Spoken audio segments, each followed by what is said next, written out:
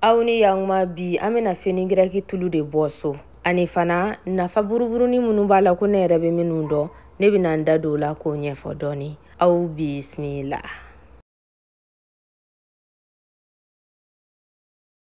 N'an bɛ fenigiraki tulu dilan an mako bɛ se a kisɛ ma walima a mugu ne kɔni b'a préféré k'a k'a kisɛ ye sabula o sɛnsɛn ka di ni mugu do kuma dɔw la f'i k'a bɔ lilɔn tɛmɛ fɛ waasa buruburu kana k'a tulu la. An ye fenigiraki temi verre ɲɛ 2 k'an ka baradani kɔnɔna na an bɛna ji couleur ba ɲɛ 5 k'a la sisan. An fɛ yen nɔ maa dɔw bɛ fenigiraki wele ko holba arabu b'a fɔ a ma ko helba a bɛ se k'a ɲini n'o tɔgɔ ye n'an ma se ka fenigiraki faamuya kosɛbɛ nka kulobilenkan na a bɛ fɔ ko fenigiraki de an bɛna sigi ta kan nka i tɛ ta caya kɔrɔ dɛ i bɛ ta bɛrɛ bɛ a kɔrɔ waasa a ka se ka tobi k'a ji jigi a fɛrɛ ma. An bɛɛ kɔni b'a dɔn an bɛ tulu wɛrɛ de k'a la waasa ka se k'ale tulu sɔrɔ an bɛ se ka huile d'olive k'a la. Tulu ninnu bɛɛ la n'i b'a fɛ ka fɛn wɛrɛ tulu bɔ plus généralement mɔgɔw bɛ olive tulu de ta ni arabu jamana mɔgɔw b'a fɔ ale ma ko zeytun kulo bulon ko ale ma ko huile d'olive ale de ka ɲi nɔ kosɛbɛ n'i b'a fɛ ka fɛn wɛrɛ tulu bɔ komi aw yɛrɛ ɲɛ b'a la a tobira dɔɔni fo k'a ji jigin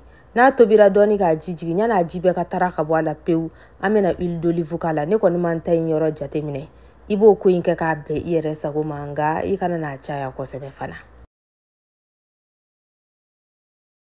An tɛ tasuma caya kɔrɔ dɛ n'an kɔni b'a fɛ a nafa ka k'a la an tɛ tasuma foyi de caya kɔrɔla la an b'a to yen nɔ a ka tobi dɔɔni fo ji in bɛɛ bɛ tunu ka bɔ a kɔrɔla la ni ji tununa ka bɔ a kɔrɔla la i b'a ye a bɛ pɛrɛn-pɛrɛnli dabɔ i yɛrɛ b'a ye a kasa bɛ sin ka wuli ten dɔ k'a fan bɛɛ fa. Fenigiraki ye fɛn ɲɛnamanba nka ale problème tɛ dɔwɛrɛ ye kasa in de ka bon. Fenigiraki tulu ka ɲi nɔ anw musolakaw si ma kosɛbɛ sabula ke e de ye maa ye k'i b'a tulu jɔsi i sin na i sin tɛ folo fala abada. Wa a ka ɲi nɔ musow ma sin tɛ muso minnu kun olu b'a k'u sin na waasa k'u sin bɔ dɔɔni nka i bɛ mɛn a da la dɔɔni dɛ k'a fɔ n y'a k'a la semaine 1 dɔrɔn ayi nka n'i y'a sɔrɔ la k'i sin folofalalen don a la n'i y'a kɛ diɲɛ don o don semaine 2 i yɛrɛ b'a dɔn k'a ye nɔ bɔ. Fenigiraki tulu bɛ kunsigi fana bɔ n y'a mɛn maa dɔw da k'a la a bɛ bobara bonya nka ne t'o kalama dɛ n t'o kalama nka sinko in kɔni bɛ caman dɔw la n'i mɛnna kan i yɛrɛ b'a ye a b'i sin folofalalen bɔ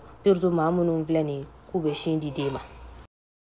Fenigiraki tulu ɲumanba nka ale problème ye min ye kasa in de ka bon i n'a fɔ n y'a fɔ cogoya min na a bɛ nin baara wale dɔɔni kɛ n'aw bɛ fɛn wɛrɛw d'a kan k'a b'o kɛ a y'o fɔ n ye commentaire la ni video in diyara aw ye a y'a sɛnsɛn ka se aw fɛnmaw ma k'aw ni hɛrɛ bɛn ala k'an si jɔ ka don wɛrɛ ma kɔnɔ.